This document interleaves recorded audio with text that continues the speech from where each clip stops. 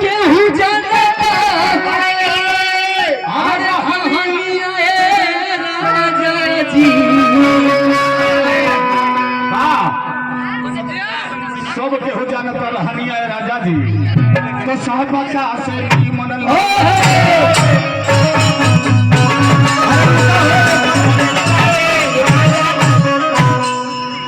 शिवशंकर यादव जी के कहना है कि सारे लोग पगड़ी बांधे तब न मजा आए।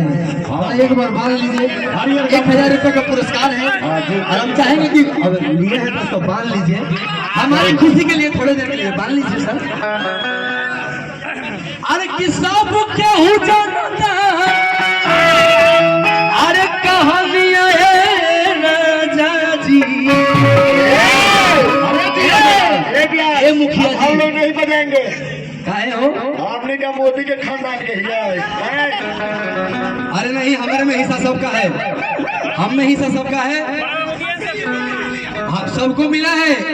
नाराज मत होइए, हम प्रोग्राम के बाद हम कहीं सबको मिलेगा, प्रोग्राम खत्म होने के बाद सबको मिलेगा। हाँ मिलने वाला नहीं है कि सब कोई जानता अरे कहानियां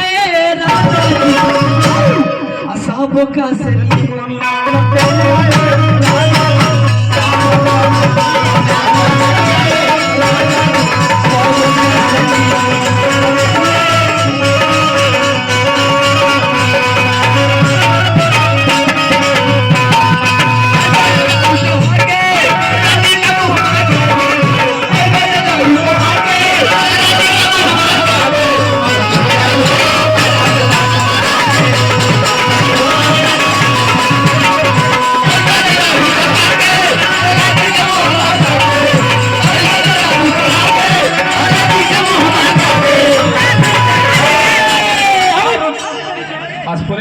धीरे धीरे चलाइए। अरे की बचे दारू चढ़ा के